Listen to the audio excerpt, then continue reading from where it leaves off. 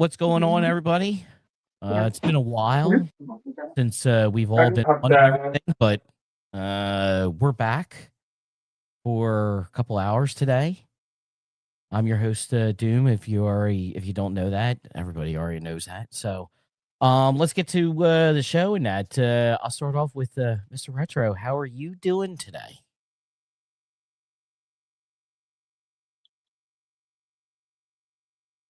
I think he stepped away from the mic. So I'll jump over to Mr. Faulkner. David, how are you doing today? I'm doing quite well, thank you. Pleasure to be here and lovely to see you all again. It's good seeing you guys. I missed all you guys, even though I'm in a chat with you. I still missed you because I don't get to see anybody's faces anymore. So it's I want to go back to this so bad, but life changed a little bit today. So we'll see if I can make this a normal occurrence very, very soon. So, Retro, are you back with us? Let's see if he goes off. Nope, he's still muted. So I'll jump over to Mr. Logic. Logic, how are you doing today, sir? I'm good. Good. Glad to get the crew back together here for our monthly summit to talk through lots of things in the nerddom and geekdom realm. It is nice. Yeah, I did for the past couple of days. I've been really hitting just not only the gaming but the comic book stuff, the movies and everything with CinemaCon and checking out, people that went there and everything that's going on with Avengers Doomsday. I don't know if you guys actually got to see it, but I absolutely loved it. Have you guys seen the teaser trailer for Clayface? Yep. What did you think of it? I think it looks pretty good, but I'm not going to be seeing it in the movies, mate. That thing's a bit beyond my area. I saw that on TikTok. I'm like, what the hell is this? And then as I'm like, oh, no shit, this is the Clayface thing. And it looked amazing. But I'm going to say this, and Retro, you're off of mute, so I'm going to jump right to you after I say this. I'm not getting my hopes up because I had my hopes up for the last Superman movie, and that was hot garbage. It's just like I'm not getting my hopes up for Supergirl, even though I loved everything I saw there, and also seeing Jason Momoa as Lobo, that looked really great. But we'll see what happens because, DC is DC. So, Retro, since you're off of mute, how are you doing today, sir? I am good, bro. I'm good. Can't complain. Did you see the Clayface? No, not yet. Not yet. But I'm not overly excited, if I'm honest. He's not one of my favorite villains. Okay. Logic, did you see the trailer? No, I haven't seen it. I'm not sure what's going on with DC these days, so I'm not putting a lot of energy on that. And I don't know. I mean, I could have pulled the thread, but I didn't. I don't know what the premise is behind the Clayface thing. The only thing I think I would be interested in is if they were going to do the. Gosh, I can't remember the name of it. I think it was. I can't remember if it was New 52 or. There was a thing that came. So there was New 52. There was a thing that came after New 52, and then there was Rebirth. Okay. I think. Or wait, no. So it was, maybe it was New 52, then Rebirth, then now it's DC All In, and that's like All In is the absolute, like where they have the absolute stuff. So I think it was New 52. It may have been Rebirth, but I think it was New 52. So New 52 when there was a Bat Family splinter that was like, I think it was Tim Drake, and it was, I can't remember her name, like either the Toy Master or the Tinkerer's like daughter or something like that. It was Cassie whatever, who's like the daughter of Bruce, and I can't remember her name now because she just died, like an assassin. I can't remember what her name was. They're doing it. So I think Cassie, and when they originally brought her in, Cassie was a mute. She couldn't speak or wouldn't speak, and now she's the new Batgirl. And has like a totally different costume and wears like a full face mask. So it's not like the Barbara Gordon thing. Just like her face mask is fully black. And then it turns out she found out like her half brother is like the son of like Bronze Tiger. And then there were a few other people in the group, but one of the key additions in that group was Clayface. And it was a whole, and that story, even though Clayface wasn't the center, it was kind of a redemption arc story for him. Okay.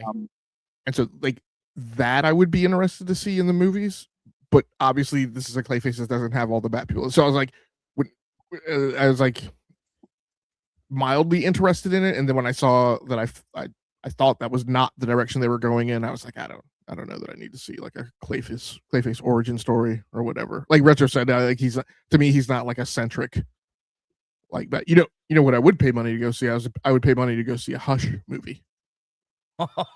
Yes. Yeah. Yes. Yeah.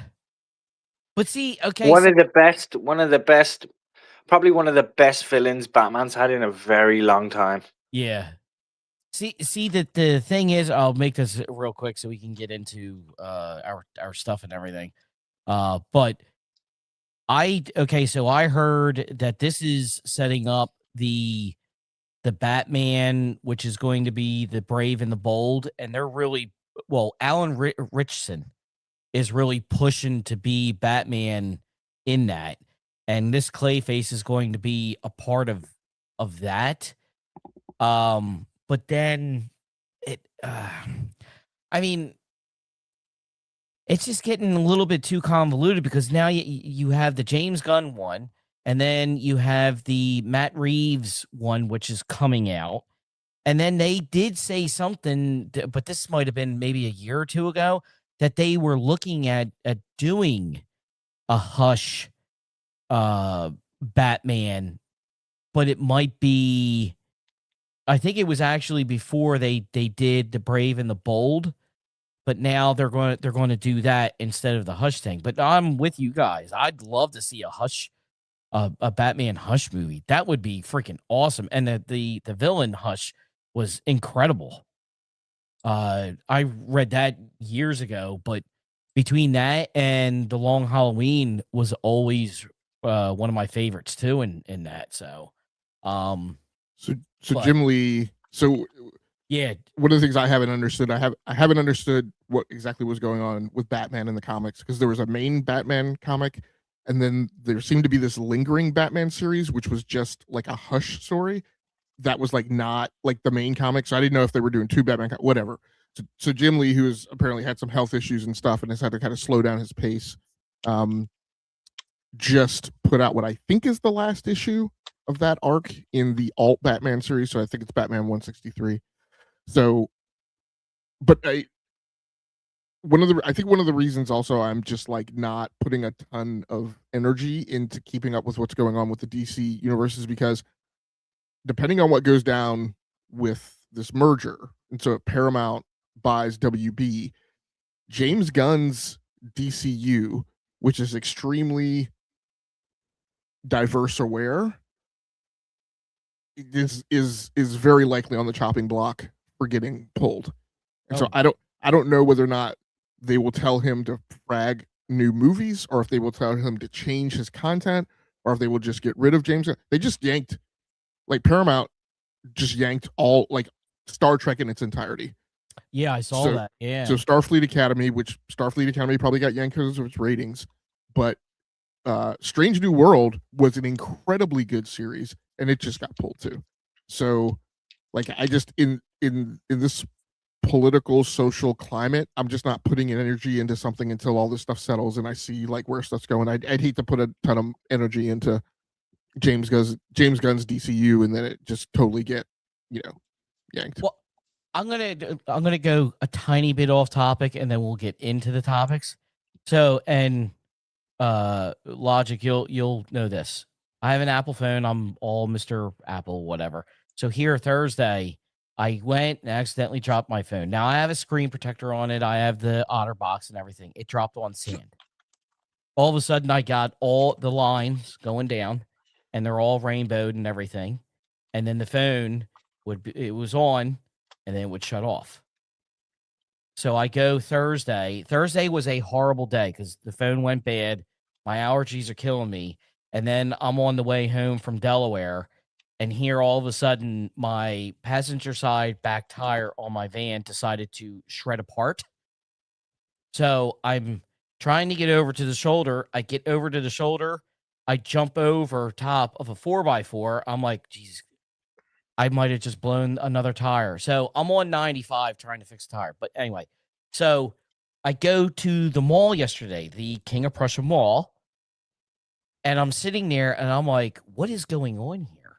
So I go over, I drop my phone off. They're like, come back in an hour. We'll have your screen. It's just the OLED screen that we have to fix. Okay. Thank God I have insurance on the phone. It would have cost me $379 to get a new screen. I'm like, oh my God. But here I'm walking around the mall. There used to be Uncanny comic book store. As soon as you walk into the mall, you walk down a little bit and then you make a left. Right there it was. It's gone. I go downstairs. I'm like, you know what? I have a GameStop money on my card. I'm going to go over and see if there's anything over there while I'm putzing around.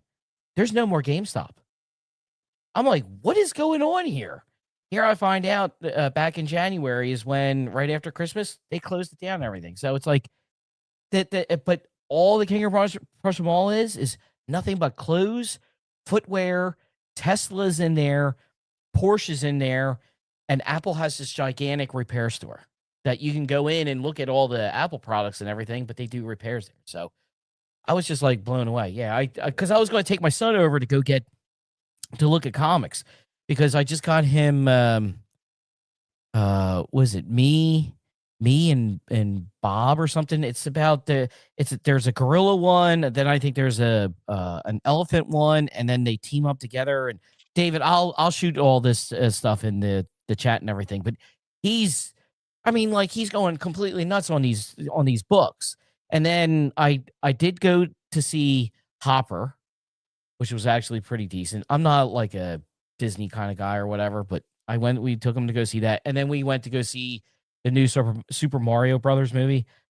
I don't think it was as good as the first one. Just my opinion, but I don't think it was as good. So, but yeah, that's about it.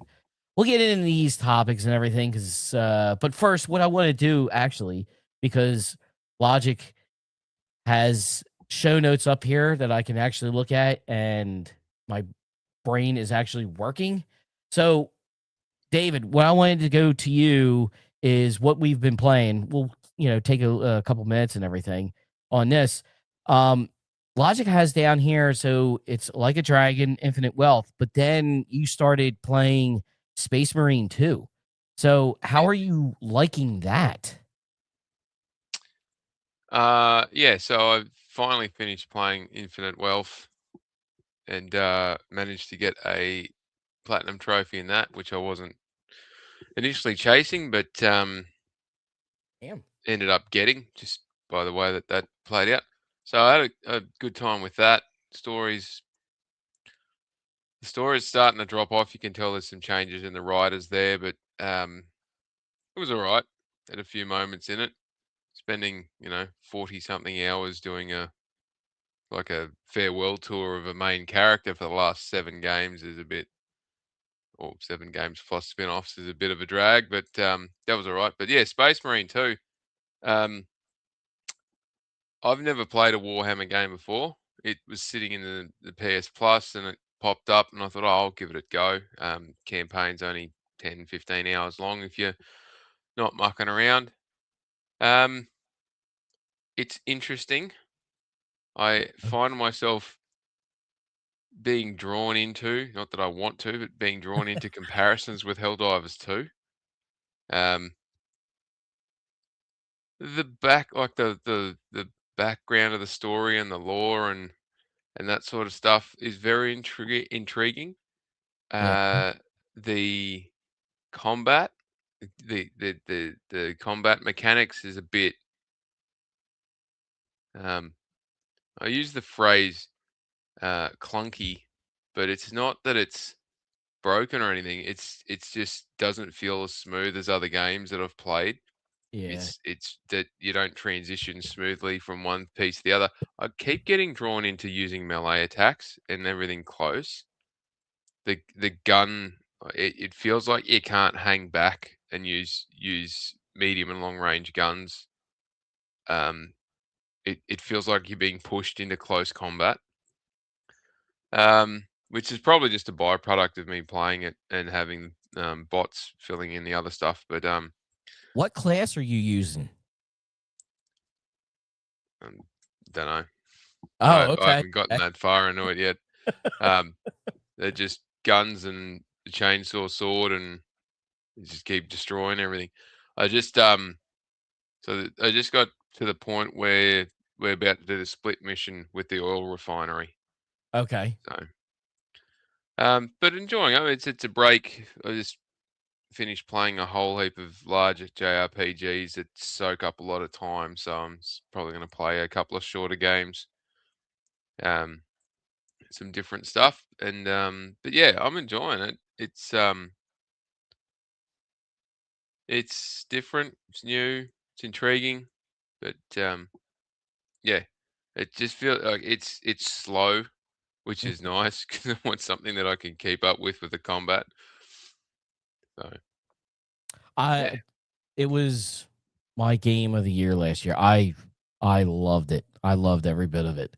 Yeah, it was just so freaking good. But I used and I platinumed it, so you have to use like every class in it, and the not the assault, but I forget what they called it, but you have kind of like a grapple hook, and you can sit there and you can grapple to the enemies and everything and do like special attacks and everything. But yeah, it was just so good. I loved every bit of it. So Logic. It has down here that you're playing Blob 7, NBA 2K, Forza Motorsport. Yeah, and that's about it. There's nothing really special to report out on those. They're just grind games that have a steady and consistent loop, and don't do look, like I like story based stuff, but the epiphany I had this week was I realized part of what I don't like about story based stuff is, or linear games or whatever, is there's always some aspect that they that I don't want to say that they throw at you, but there's always some aspect in a story driven game that is something that I don't want to play. Like it's a level, or it's part of the meta, or it's a do loop, or it's an element of the system, or whatever. And I find that, like, sports games, racing games, flight sims, PvP games, the gas stuff, and I get it. Like, the online, the internet gaming community doesn't like that stuff. Even though, the sales data says something different about the market. But in those types of games, the systems are open enough that I can tend to not spend time doing stuff in gaming that I don't like. In these types of games, if there's a, if you're playing FIFA, if you don't like Ultimate Team, then don't play it. Right? It's a mode you don't have to be bothered with. It feels like there's a different kind of design elasticity in games like that allow you to not spend time doing stuff you don't want to do. So the problem with story driven games, linear games, narrative games, whatever, is that if the game's supposed to be 40 hours, there's always some chunk of the game that I'm like, I don't feel like doing this, or worse, it's an element or a system or something in the game that that recurs, right, and you have to figure it out. and that's not unique to story driven narrative games. It's just a core part of it. Like in racing games, and Retro I think knows this about me. It's like, if you want to piss me off in a retro game, force me to do drift events where you cannot progress the campaign unless you participate in the drift events and win them. And like that causes me to throw my controller, man. Like it drives me nuts to no end. It pisses me off so much. But and to a certain extent, Gran Turismo 7 doesn't do that. But like certain aspects of like Gran Turismo, like bug me, because like I don't want to go to the cafe. I don't want to talk to this dude. I don't want to look at a goofy like just give me a bunch of cars and give me a bunch of tracks and let me go race.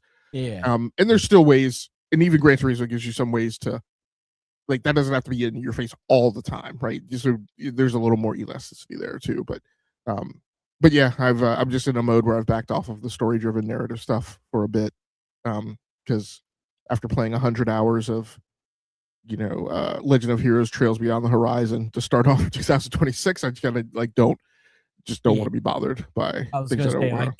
I get like that too. So yeah. You know what? I'm gonna go back to your comment after I get done with Retro, because the one game I know exactly what you're talking about, Logic, and the one game I was playing, I broke 2 controllers with it. I literally tried to sit there and snap one in half, but I'll get into that story. Retro, you sat there and said that you've been playing Crimson Desert in that. Yeah, I'm addicted, man. It's taken over my life. Really? 160 hours.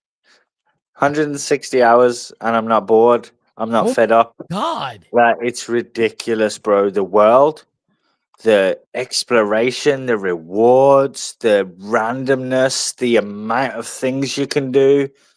It is great. And none of it makes me feel like I have to do it right away. The game really does feel like an open world, man. I mean, I can literally concentrate on whatever I want to do. If I fancy doing some story, I can go and do the main quest, or I can go into one of the villages and help their people out. I can go off and fight dragons and monsters, and yeah, man, I'm really in love with this game at the minute, man.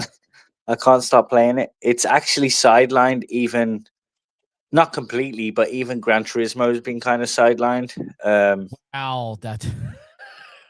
Yeah, it's really got me, man. I didn't expect it to get me this bad, but it has, and I'm glad it has, because yeah, man, I'm having a really good time with it.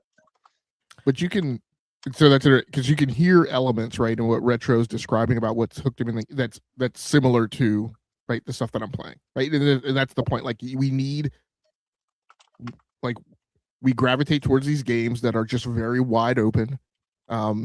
Even a game like Diablo, like there games where there's like a campaign. And I'm absolutely notorious for a game having a campaign and not doing the campaign. Like even Starfield, like I played 43 hours of Starfield in my first initial sitting and like barely touched any of the campaign.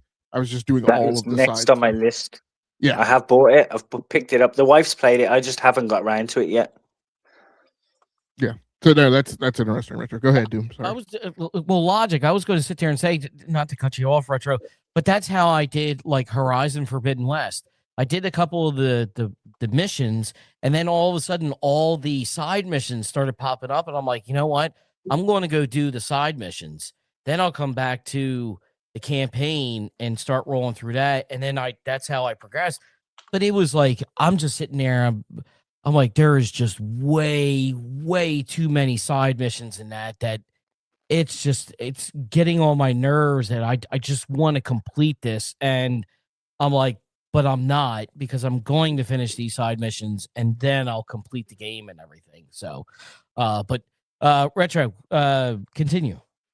I don't even know. Did you cut me off? I don't. Oh, I thought you had more stuff to talk about. Well, no, I mean, I bought Starfield, but I haven't had a chance to play it. And I got Saros. I just bought Saros, just pre-ordered that. Very, very interested in playing that, just because I loved Returnal so much. But again, even with the thought of Saros coming, I still can't stop thinking about Crimson Desert. I mean, it's on my portal right now. I'm looking at the map. It's ridiculous. I waited not to get off the Crimson Desert thing because my buddy actually once, I don't know if he bought it. I haven't seen my buddy in a couple months in that. But he sat there and he's one to definitely do what you do, Retro.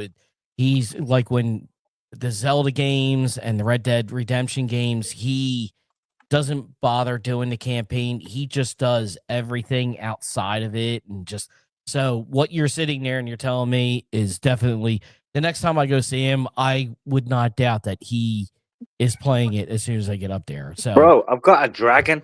I have a dragon. As in fully featured, flying, fire breathing, flame ball spitting, badassery in the sky. It's there's so many things like it's.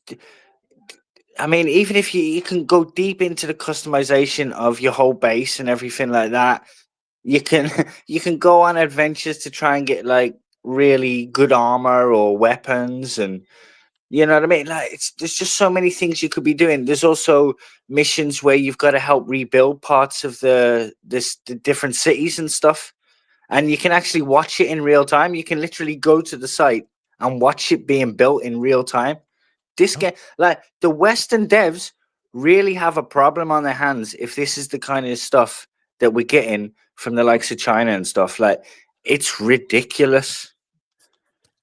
well, if we get to it later on, I'm going to throw out a game that if I had the money and the backing and actually the people, maybe you guys be interested in it, but we'll see if we get to that. Okay, so last time that we did this, I wasn't really playing too much. I went back to Battlefield. I played a little bit of that, and I'm like, I just couldn't get into it. So I'm going to thank my son for this. So he comes up to me. He's like, Daddy, when are we going to sit here? When are we going to start playing some games together? I'm like, what is it that you want to play? He's like, well, I want to play It Takes Two. I'm like, okay, yeah, let's play it. This is where I'm going to side with logic. The game is fantastic.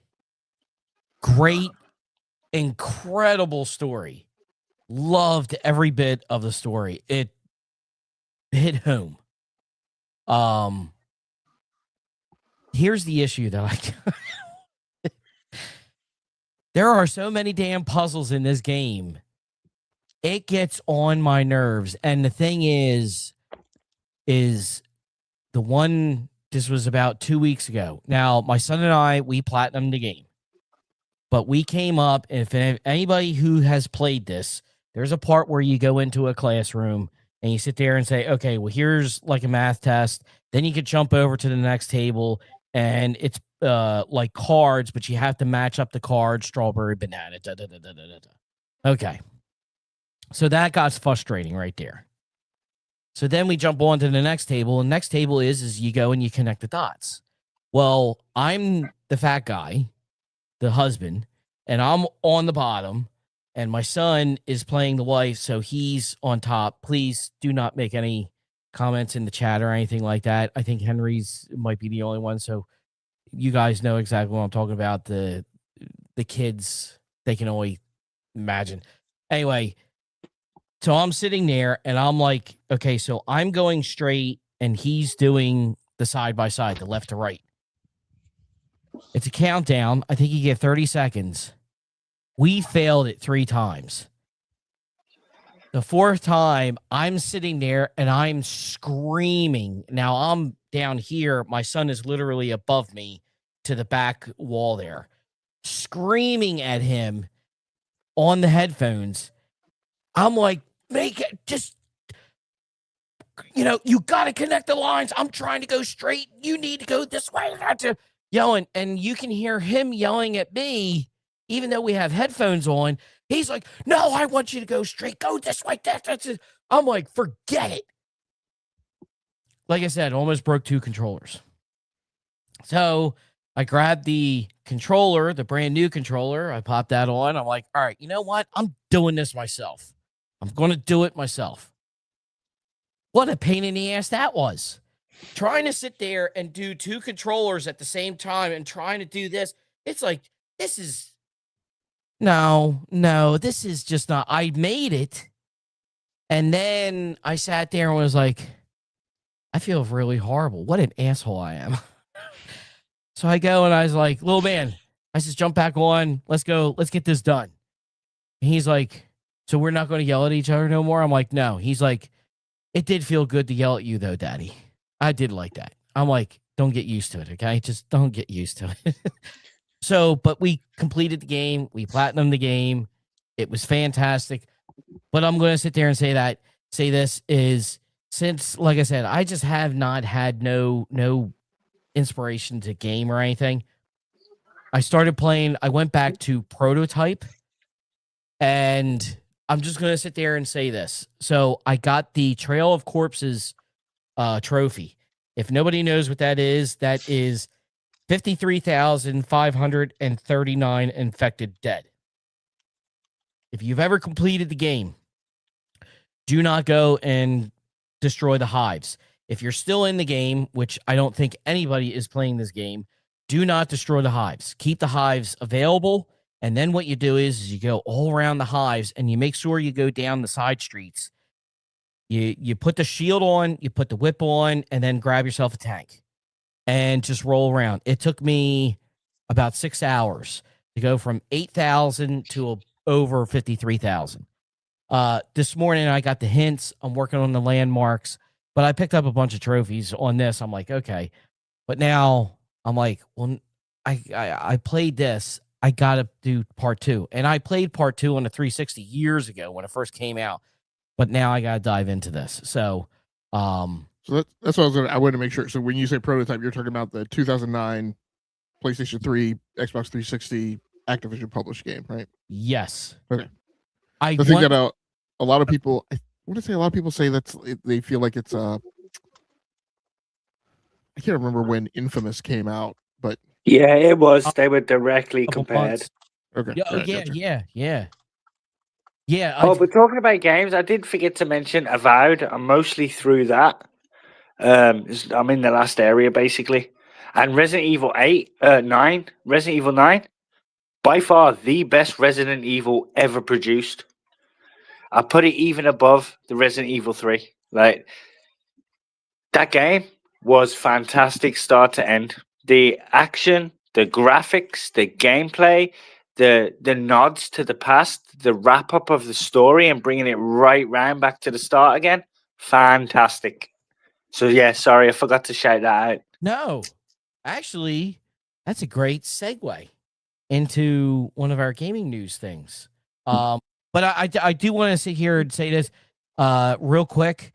Logic, when they should seriously remake that game, remake 2, and do a part 3. There needs to be a part 3. But the reason why I sit here and say they need to remake it and not reissue it or whatever it is because I don't know. It's just the way they made the game. You're in total darkness in one spot, and then as soon as you like cross a line, it's daytime. You go back, it's nighttime. Daytime, nighttime, daytime, night. And it just screws my eyes up so bad that they should go back and, I mean, if Microsoft would have the balls, which they don't, they should remake and upgrade things, whatever they need to do, and then do the same thing with 2, and then give it like a conclusion or something like that. I understand people might say, well, there was a conclusion, to 2, if anybody doesn't know. And if I'm remembering right, I think you, Alex Mercer, and I can't remember the other character that you take over, but I think they do fight in the end. But they should, create another story to it. So, we'll do I was told that that's what the result of the merger would be, was that we would get games like Crash Bandicoot, Spyro, and Prototype sequels. And they would don't bring up Transformers, original IP. Guitar Hero. Transformers, all that crap. Oh, don't worry. We're going to get into that. We're going to definitely get into that. But what I want to do is go ahead. So it's absolutely your show. I just wanted to make, so I mean, we can go on to the gaming news if you're talking about going on to segment 3. Okay. One was the monthly listicle, which we weren't able to do last episode. Oh yeah. That you wanted included, but I'm fine. We're probably with the hard stops. We probably don't have time to do the monthly listicle in the round robin one at a time format that I originally planned it. So just if you want to do it, we may have to do it in a quicker way. It's up to you. You know what? I want to take time on that. I got to listen. I told you guys I might not be available until like June or something. I'll work something out because I want to get into this and just spend like just one show on just this because I think the four of us would have so much more. I mean, I don't even think 2 hours would be even enough for getting involved. Did I even do a list? Well, you should have retro because that was the homework assignment that you were literally complaining about. And you... Hey, retro, I'm right there too. I missed the homework assignment too. So no, that's cool. We don't have to do it this time around. I did my list and saved it, so we can do it at any point and go back to it. Oh, I'll have a good list for you. We'll definitely work out something because something. All right, I'll promise I'll do it this time. Jesus. Stuff has opened up for me. How many teachers have heard retro say that over the years? Yo, David, I'm gonna throw this. All my teachers love me apart from the French one, man. The French one was the only one that I ever got to. He was like, Philippe, you piss me off. It was brilliant. Let me say this. Speaking about teachers, 30 seconds. We get an email from the teacher. I was talking to your son today and told him to do this and this, and he needed to write his last name, and he just didn't. Really?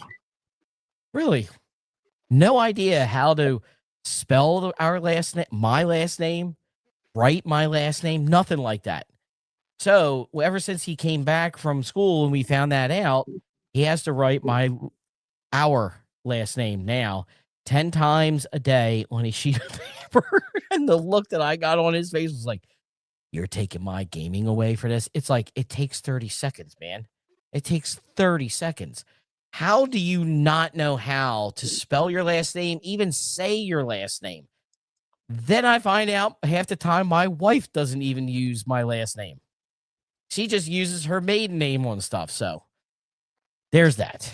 My wife would be putting in the goddamn cupboard if she didn't use the name I allowed her to have. I'm trying to get a reaction out of her. She's sitting right next to me. Like. I think that if the reaction is why have I got to do this, I'd rather be doing something else, then I'd say the punishment is working. So what we'll do is since retro was going into the Resident Evil stuff, we'll get into a little bit of the gaming news here. So Resident Evil Requiem hits 7 million in sales. Fully deserved. It should have more. Way more. I have not purchased this. Have either besides retro, Logic, and David, have you guys purchased this and played it yet? Or is this something that's going to definitely be a wait maybe to like the end of the year and buy it? I haven't bought it, and to be brutally honest, probably not ever gonna buy it. Not a Resident Evil fan? No, it's just in that genre of games that not in my palate. Sorry. Okay. As good as they are, I'm just no taste. Absolutely no taste. There we go. It's look at risk of getting ridiculed by certain Irish people in this group. Sorry, I shouldn't say that. But the UK Brits in this group. I mean, you could have just, to be politically correct, you could have just said Northern Irish. Well, isn't it one island? Isn't that how it goes? Well, so's England, Wales, and Scotland, but you know. Oh, yeah, that's true. Anyway, I've got an extremely vivid imagination, and these kind of games tend to cause me a little bit of grief with sleeping. So, okay. not to say that they're not well produced and well done. It's just some of the stuff I just no good. I So- totally get Foggy. I'm really not a survival horror fan at all. Like, I don't go out of my way typically to deal with that stuff. Years ago, I was on a podcast, and we used to do this. We would give each month it was a rotation. Like, two of the hosts would give the third host a gaming assignment, and one of the assignments that I got was Outlast. Oh, And so shit. I played Oh, I all the way like through this that. idea. Yeah, and I was like, yeah, and actually at the time I didn't stick to it, but actually at the time I said I'm never playing a survival horror game again. Like, F this. Like, I'm not doing this. So Wait a I minute. have- So, logic. Retro is sitting there complaining about your homework assignment, but he likes the homework assignment. Yeah, but it's playing games, isn't it? Like sometimes a game that you get suggested to you that you haven't even thought about could be one of the best ones you've played. Do you know what I mean? Like, Yeah. I just like the thought of that. It's like, oh, you haven't tried this? We'll give it a try then, and tell me what you think. Like, yeah, I kind of like that. I like that idea. yeah, when we reconvened that cast, we all agreed we would not do that anymore because it was. I mean, we had grown to a point where it was. I don't want to say it was aggravating, but like, you have so much to play on your plate already to like off track for 30 or 40 hours to play something that other people tell you to play. We just decided we had outgrown that. But yes, it was fine for the time. But at any rate, I've come back to mildly enjoy some survival horror stuff to a certain extent, and I mean, maybe it's probably more accurate to just say I'm a Resident Evil fan, because I don't think I play anything else that is survival horror. So I have picked this up. I've played a few hours of it, and then I got distracted. I will be going back to it. It's been one of the things that I've been praising very highly this year because of its performance on PC, and it's in the amazing visuals and the amazing frame pacing and the amazing frame rate. So it's graphically, it's a powerhouse. It's a great thing that extracts all of the goodness out of your parts, right? If you've plunked down cash for those. So really enjoy it. I just need to get back to it. Well, okay, so I have not played a Resident Evil game since 5. My wife and I, when that first came out, because it was co-op, we played that. So I have not played anything recently, but I do want to go back and start, because the thing is I played 2, 3, 4, and 5. I never played 1, which I want to play that, but I want to try and play every one in sequence, which apparently gets out of hand now because Code Veronica, and there's another one that's you have to you do the mainline series, and then if you want, you can do the offshoots. offshoots. Even 7 and 8 are technically optional because they're their own self-contained story. They're more about Ethan, the main character, than they are about. It's still kind of about the stuff that's going on in Resident Evil, but it's more about him than the overall story. Whereas 8 is kind of more in line with what's going on the main story and stuff like that. So you can technically skip 7 and 8 and the side stuff and just play 1, 2, 3. 4 and Code Veronica. 0 as well if you must. That was the other one. Yeah, 0 was the other one. It's a good game. That was the one they introduced, like character swapping, so you could hot swap characters to help solve puzzles and stuff. Okay. But for me, Resident Evil 8 is literally, they have managed to meld the best of both bits of Resident Evil. More the older style, third person, actiony stuff, and then the more intense first person. Now, personally, I actually played the whole thing in third person. I wanted it to feel as old school Resident Evil as I could, and yeah, for me, it was perfect. Like, it's so good. But I understand it not being for everybody. But if you're a fan of either kind of style of Resident Evil, this game, I believe, is worth your time. Does it coincide with 8? No, 7 and 8, they're their own. Like I say, Ethan Winters, I believe his name is. It's more really about him. it still has ties to the Resident Evil, obviously, with the viruses and stuff like that, and all of that kind of stuff, and the mold. The mold is like kind of the new thing. Wasn't the DLC for 8? The girl that's in 9, wasn't she in the DLC for 8? No, so Oh, it's a different person. Okay. yeah, that is the daughter of Ethan and his Okay. wife. Okay. So the DLC for that one is set in the future. It's actually set further in the future than any of the other Resident Evils. Oh, wow. And it's her grown up basically a bit. You know, she's gone from a baby to being fully grown. Okay. Okay. Yeah, I'll have to take all that into consideration and everything. I like I said, I haven't even bought it in that, so that'll probably be like a Black Friday kind of thing or whatever. I'm still trying to get to the stuff that I've been trying to play for the last couple of years and everything. So, but yeah, it's we'll see what happens there. I'm gonna jump to the next topic because I think this is everybody wants to get their bite into this. So the new Xbox CEO, I'm not too sure what is her name again? Asha Sharma. Asha Sharma. Okay. I apologize to anybody listening to this. I've just been totally, like I told these guys, I've been obsessed with the NFL and the NFL draft. I've been basically skipping everything with gaming, but this last week I've been trying to catch up on as much as I can. But they're talking about, and my apologies to Tim Dog, but I can't take his nonsense. I had to mute him. The exclusives, apparently the exclusives are all coming back. I think. Maybe. According to Colt Eastwood, which everybody, and this I have been seeing a lot of this.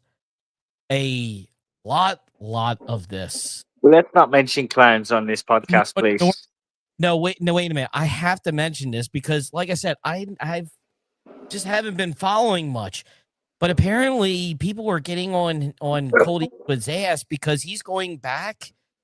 Somebody sat there and said, actually, not somebody, but a couple of people sat there and said, "Why are you deleting tweets from 2 years ago saying Because he's a shill. That's why. It's That's exactly why, man. He's gonna toe. I don't know why people do this shit, man. I don't get it. I don't, unless you're getting paid. I really don't understand it. He's getting paid. He has to be getting. It has to be 100%, man. Because there's no way. There is no way you change your opinion on things that much that quickly and just in line with a company. Just it just doesn't make sense to me if you're not getting paid. I'm sorry. I can't take him seriously, man. And he's so sensitive. You can't even ask him a question without him blocking people and stuff. It's just no. You can ask him a question. Like 6 months ago, when I jumped, or I shouldn't say jumped. I listened to one of his shows. I like listening to Mag, because he seems like he's more genuine than what Colt Eastwood is. Everybody can have their opinions about him. That's the way I feel. But he sat there and he was talking about blocking people and that. He's like, I don't block people unless they ask me a stupid question. I'm like, boy, that's bullshit coming from a bullshitter. Because years ago, I asked him a simple question, never answered it, and found out I got blocked. So, but I'm going to get into this with you guys. But I want to sit there and say this first. Okay? And Logic was, this is one of the points I wanted to say about this, is I got rid of my Xbox last year. Because all of a sudden, all the games are coming to PlayStation. We're going to release them. No exclusivity. Gears of War is coming out. Halo's coming out. Indiana Jones, all this other stuff. So I'm like, I don't need an Xbox no more. If everything's coming out to PlayStation, I don't need it no more. I just don't. So I traded it in and got money and put money aside for their games to be coming out. And this is, after catching up on what's going on. And to be honest, at least some of the tweets that I've seen, there's no permanent or I shouldn't say suggestion. She is not saying exclusivity is coming back. No, she continues to sit there and say that they are looking into it. So you can take that for whatever it is. But last year was the point where I sat there and said, I'm not doing this no more. And with this mumbo jumbo, I will never buy an Xbox. I will never buy any kind of console or anything like that. If their games do come to PlayStation, I will buy their games if I'm interested in it.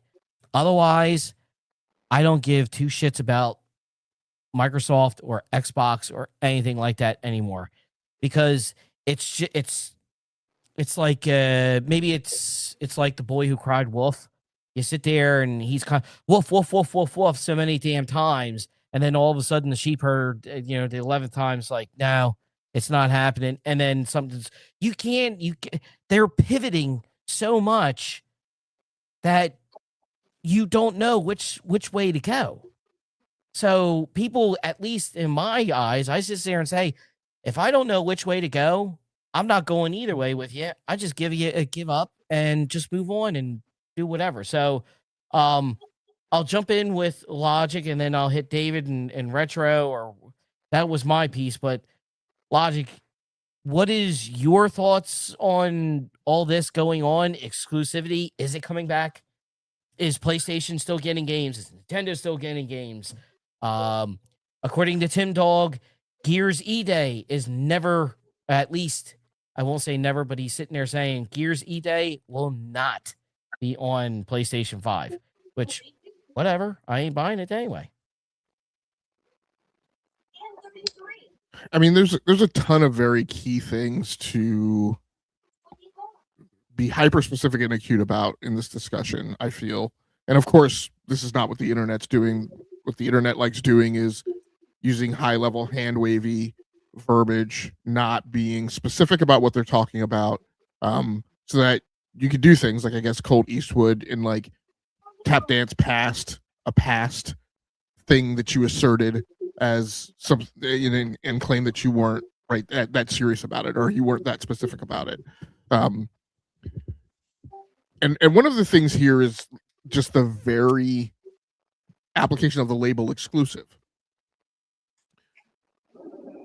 because it has two different meanings. Exclusive historically and traditionally is really about the business arrangement of exclusive. I hand you cookie, you give me cookie, right? And by what I mean that is, I give you money, you sign an agreement to keep your game, to only make your version of your game exclusive to my platform. And then that can have variants. It can be, that's the condition for 5 years, and then you can put it wherever you want to. It could be the Death Stranding arrangement where it's exclusive to my platform. You can put it on another platform, but then the supplier, right, demands that when I go to put it on another platform, I want to make my own publishing arrangement. I don't want to be tied to like PlayStation having to publish my game if I put it on another platform. So there are all these different types of arrangements. When there is a strategic decision or there's a business decision to not put a game on a platform, you can call that an exclusive, but it doesn't have the same causality. It doesn't. You didn't choose to not put it on another platform because you were paid to not put it on another platform. So you didn't recoup revenue. You didn't put money in your coffer based on an agreement like that. So when we talk about E-Day, there's two things at play at a minimum.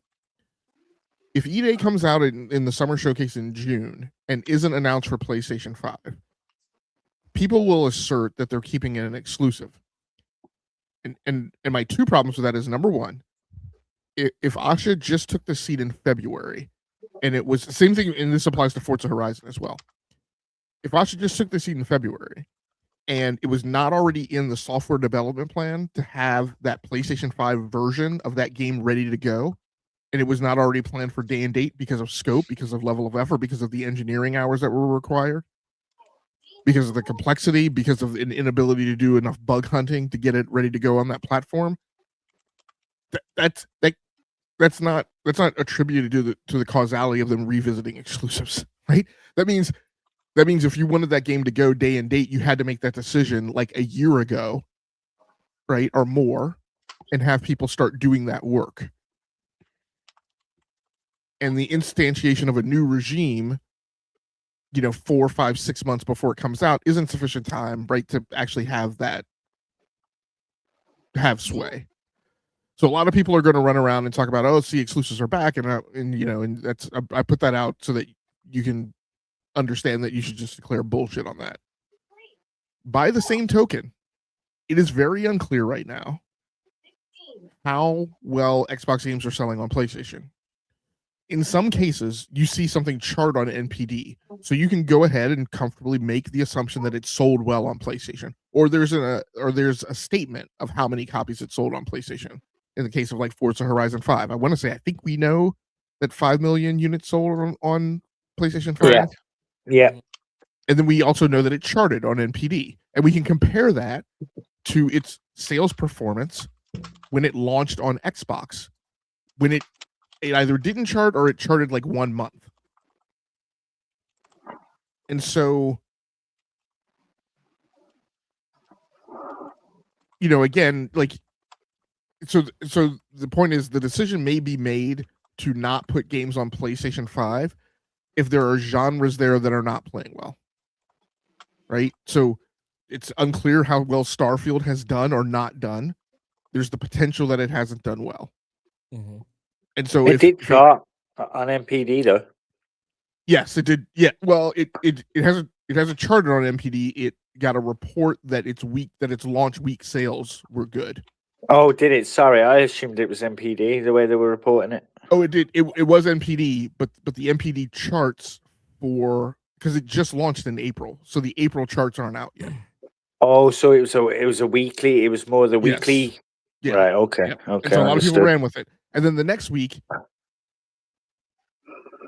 I'm just going to call them the most idiotic data analysts outlet. Oh, I know who you're on about. Right now, Alinea Analytics reported that it only sold 140,000 copies. So again, there are people saying that it did. They're taking that 140,000 and asserting that it didn't sell well. And I'm like, time out. No, just like there's no statement that you can make about how well Starfield has sold or not sold until the actual analytics are out next month, and we see whether or not it charted for the month, because it could have exploded the first week, and then the reports of it not performing well, like being janky and buggy and having game-stopping bugs on PlayStation, came out obviously after that launch week, and that could have tanked sales.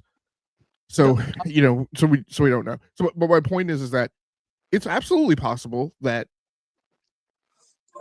Xbox will decide, hey, there's certain games, like everything doesn't sell well on PlayStation.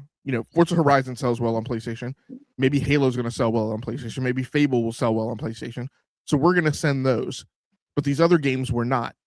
That is not a matter of them keeping exclusivity for the purpose of trying to convince people to buy the hardware. That is them saying it doesn't make sense for us to put in the software development effort to make PlayStation versions of these games because they don't sell well, and so the juice isn't worth the squeeze. Logic. So, yeah, go ahead. I'm sorry to interrupt you in that.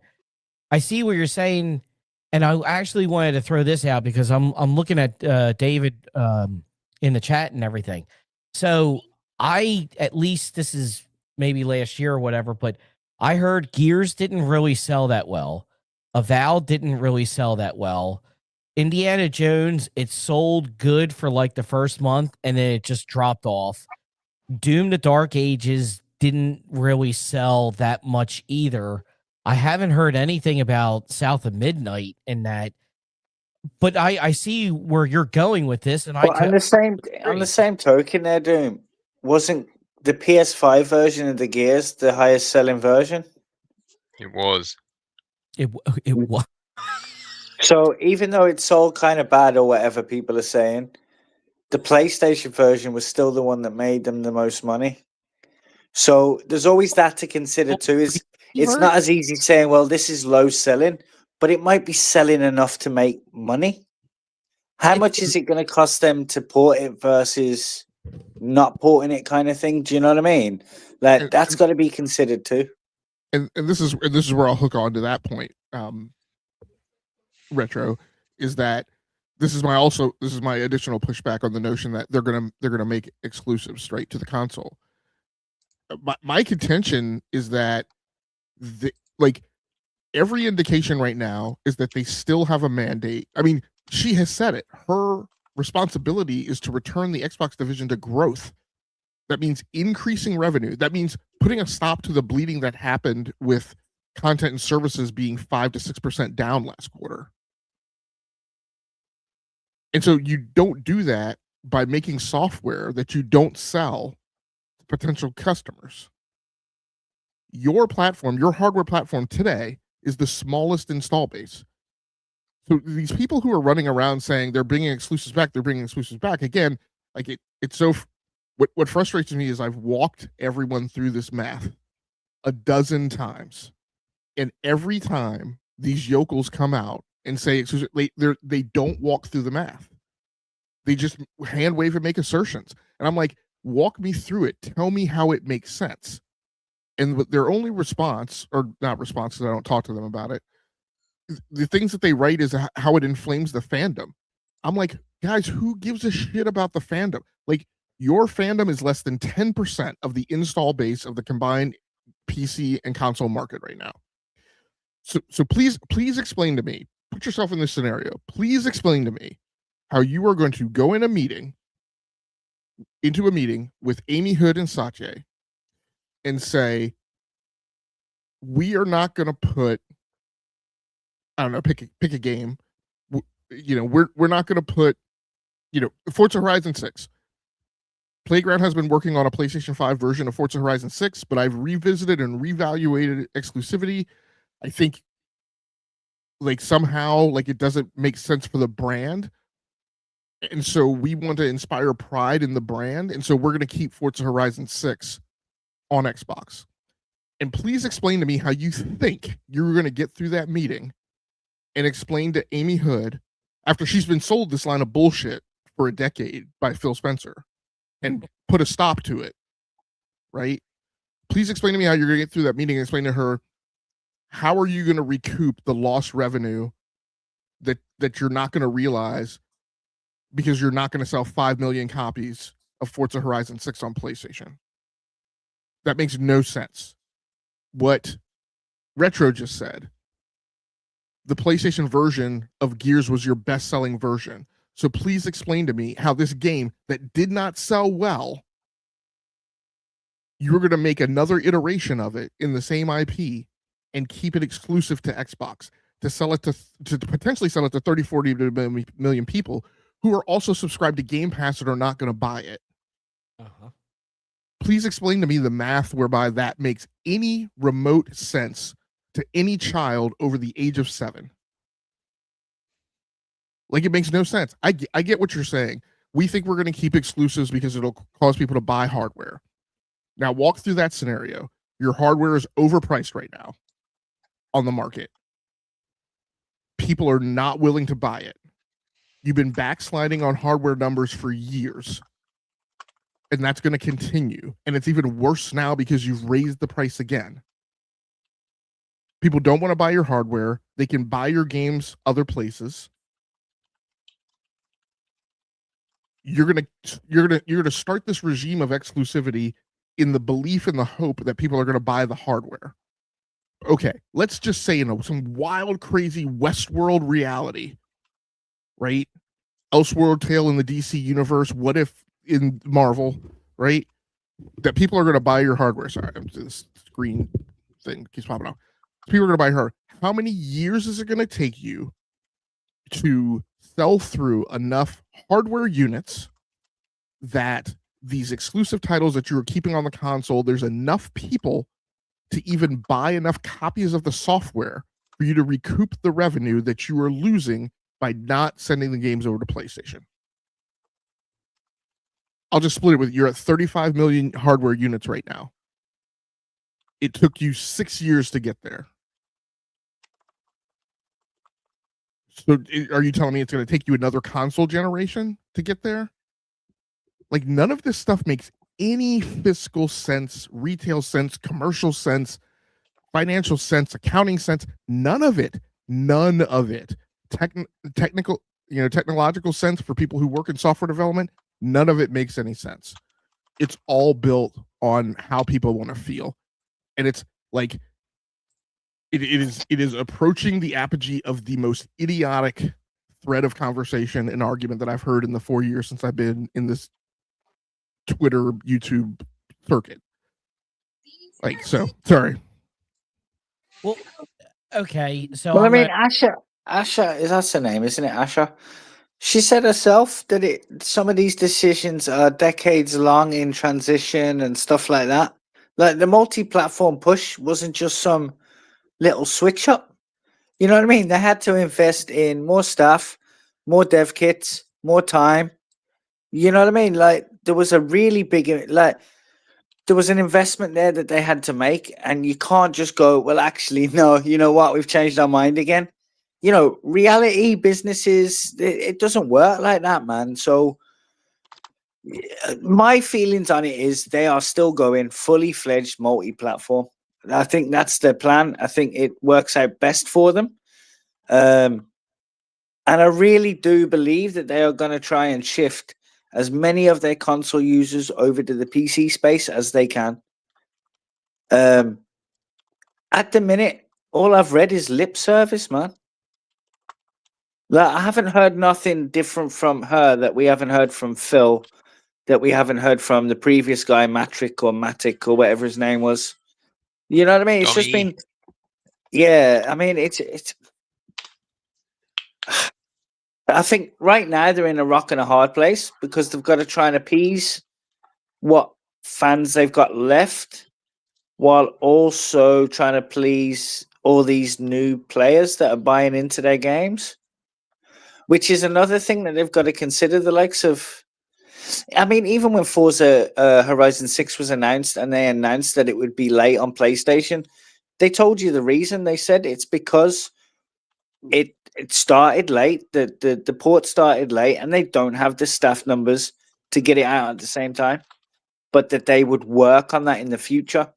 Again, there's another investment that they're making in the teams to be able to get their games out on more platforms at the same time quicker. And so for me, it just doesn't make sense for them to suddenly put on the brakes and go, actually, no. Because right now, the damage is already done. The worst of it is already done. Most of the fans have already, gobbled it up anyway, regardless. So yeah. For me, it just doesn't make sense for them to go, yeah, nah, we changed our mind. We're going to go back and all these things. We're going to do all these things that we tried in the past that didn't work, but for some reason, they're just magically going to work now.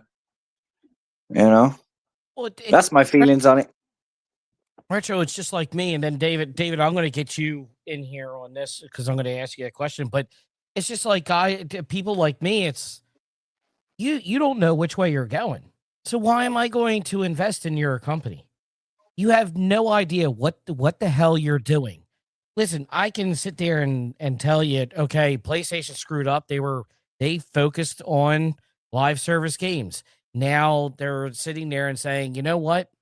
We're not getting out of this, but we're going to cut back on a bunch of this, and we're going to focus on what got us here, and that is our games, new innovative games, things like that, bringing that stuff to the audience.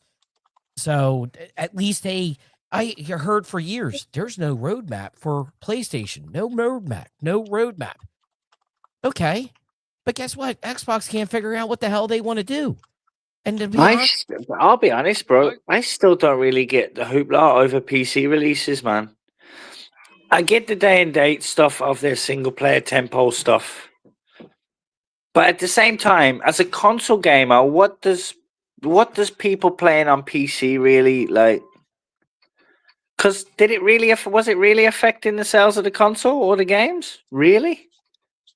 well, that's what I'm going to go Negligible. into with David and that. David, Was it not the live service stuff that was really the damaging thing here, rather than the Well, PC push?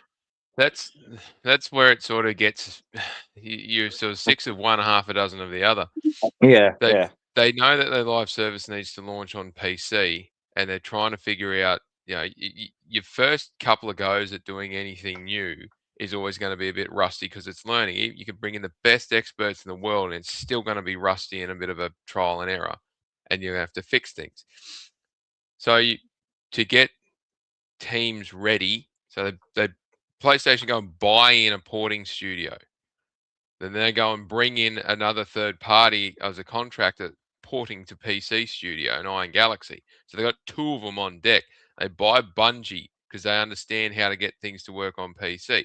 So now they've got 3 on deck, and they still couldn't get it to work properly without first going, well, this is where we're starting. This is where we've got to go. So we've got to put some games up onto Steam to figure out what we need to do and how it works, because gaming on PC and developing for PC is a totally different beast than it is for doing their own console. Don't forget they're trying to do this while they just finish learning it for a new console.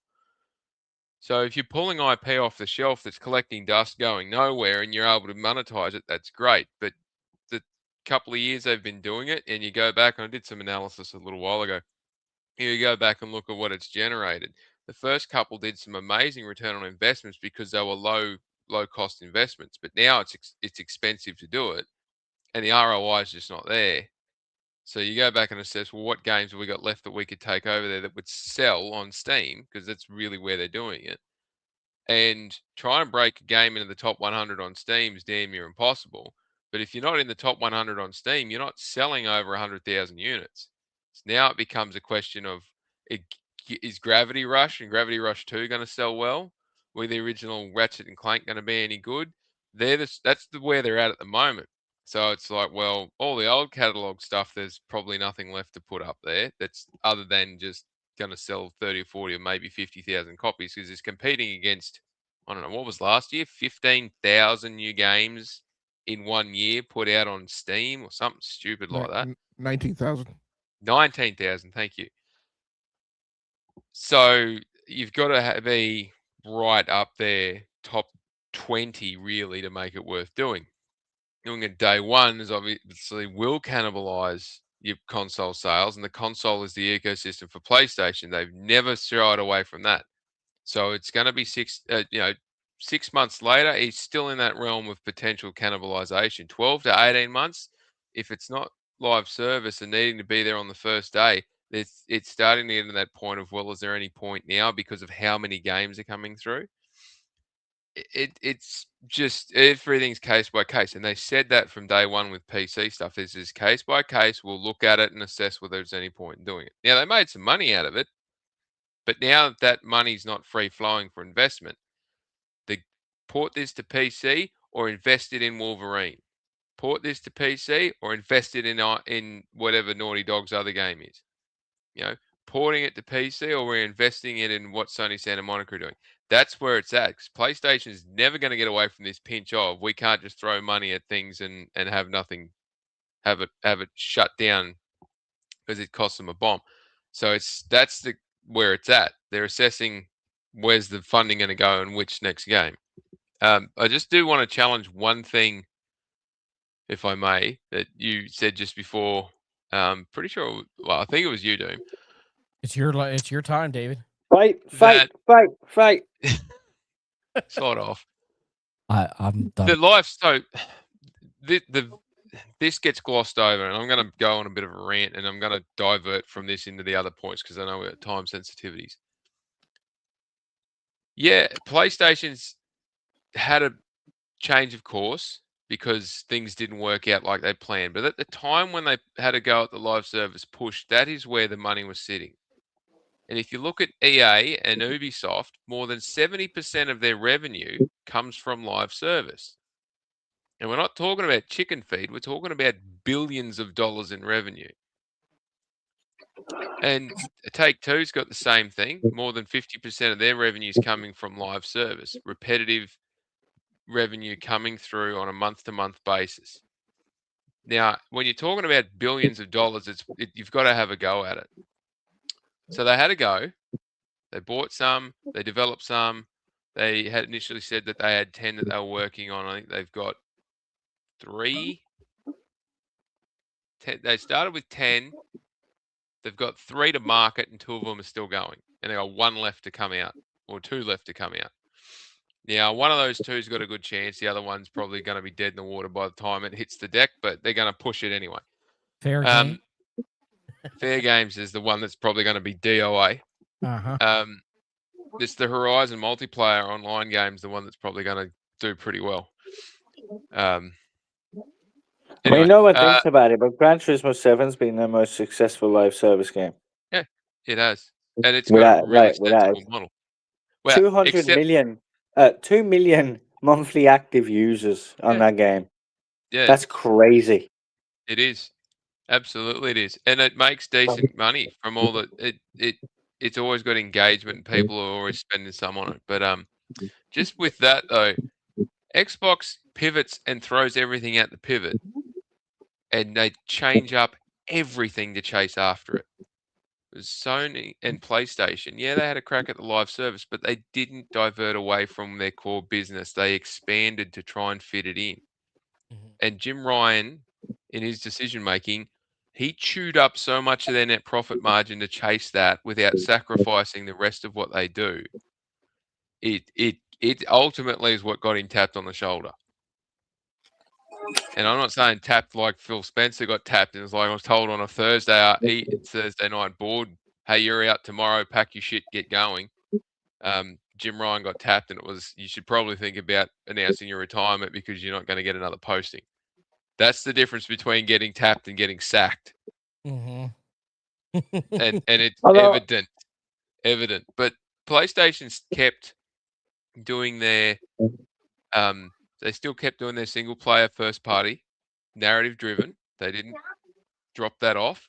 They kept doing their second party game development, and they kept doing their partnership work. They kept their indie stuff going, and they kept supporting indie games. And I know there's commentary in the media this week and that last week about, Shuhei saying that Jim Ryan fired him because of differences and all the rest of it. Like, Shuhei going into indie game development was the best thing for PlayStation, because you look at what he does now that he's free from Sony. David, if you watch the interview, he's laughing when he says that, you know. Yeah. Like, I don't know if that was completely 100% like serious or, but then again, Shuhei, he's quite like, he does laugh quite a lot. He's a very giggly kind of person. He is. But it just seemed the way he said it, it was more of a joke than an actual. But I don't know. I don't know.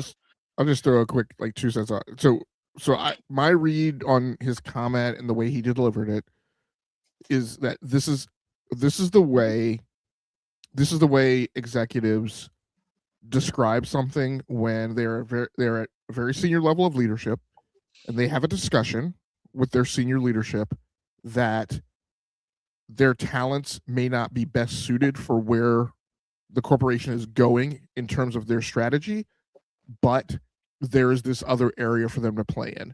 It's not necessarily a demotion. It's not even necessarily firing it, calling it firing is the way you jokingly refer to a career change that you were asked to make, right? Reassignment. You weren't told to leave Sony. You weren't told there's no place for you. You were just told, hey, I'm thinking about making a shift in who's sitting in this seat. I don't know that you're, and yea, verily, this may have been a discussion after I've asked you to do something 6, 7, 8 times, and you keep giving me pushback, right? It's just the times are changing, and this is a way to move. He wasn't put out. I mean, you could argue that maybe he was put out to pasture, but there's no indicate. Being put out to pasture is more, go do this for a limited amount of time, and then I want you to leave, and that's not the way he described it. So my feeling is this was a very mature senior leadership executive level transition that was coordinated, planned, not done in a way to indignify Shu, right? It's just, this is the change. And when you were at that level of seniority and you have to sit and go through something like gosh, I just had the term in my succession planning. Right, these are things that executives learn to handle and deal with and converse about in a very mature way without getting their feelings bent out of shape. So I feel like the way Shuhei described it is it gave me that sense of things. That is, for instance, look at in very, very, very stark contrast the way Pete Hines' interview went. That is the difference between executives describing something that was amicable and a change that needed to be made and was discussed through. You weren't told to do a thing versus right an executive change that was made with a lot of bitterness left hanging in the air. So I think a normal human being, right, can look at those two interview types and see which way you would interpret there was more acidity, right, involved in the relationship. I'm sorry, go ahead, Dave. Yeah, no, all good. I'm more than happy to be more than happy for you to explain that one, because yeah, that's very well described how things happen at that level. David, I will say I do feel like Sony cancelled the wrong live service stuff and kept the wrong ones going. Yeah, Now I understand The Last of Us. I understand the reasons, but that shit would have made them tons. But again, I understand the reasons why that was done. The Spider-Man one, that shit would have made them loads of money. The things they had planned for that Spider-Man game were ridiculous. Any Spider-Man fan would have loved that game. Yeah. No, look, this this leads back to everyone again. As much as I love Shuhei, he's probably the one that's got the harshest yardstick, as he's cancelled so many games that would have been brilliant. I mean, and had a hand on some. he is Mr. PlayStation, isn't he? He's Mr. I mean, he is Mr. PlayStation. Oh, absolutely. Look, I don't disagree with what you're saying. The piece here is that if what they were looking at the time, and trusting PlayStation Productions, which at the time had Shuhei involved, Scott Rode involved, Assad's involved, like there's so many at that level who are reviewing what that was being built and making decisions on the quality of the product, not the financials behind it, but the quality of the product. And they get it right so many times, and rarely do they get something wrong in terms of the quality of the product, that there must have been something said somewhere in a very long and arduous and serious conversation around, do we think this is actually going to make enough money to warrant the further investment? And yeah, something must have happened behind closed doors. Now that the Last of Us one aside, the other ones, they either weren't up to snuff or weren't up to scratch, or something else was going on when they finally. It could be as simple as what they realized at Naughty Dog they would have realized elsewhere. To keep this thing running, we're dedicated to one game for the next decade, and that's it. And do we really want to give that up, or do we need to split things out? Because they could have quite easily handed those games off to different studios, like they have with the Horizon Online game. It's NC Soft doing it, I think, from memory. They could have handed out, oh shit, what was the other one? Sorry, there was another live service game that's been, or another game that's been done not by a first party, but it's a first party IP. The 2D God of War game. That's God of War's a Sony Santa Monica IP, but it's not been built by them. There's plenty of instances where they could have handed it off to specialist teams who've done it. Sorry? The Sons of Sparta? Sons of Sparta, that's it. Yeah. There's plenty of instances where they could have handed these. So they could have done it with The Last of Us too. They could have handed that game off to either an internal new studio, or they could have brought someone in to do it.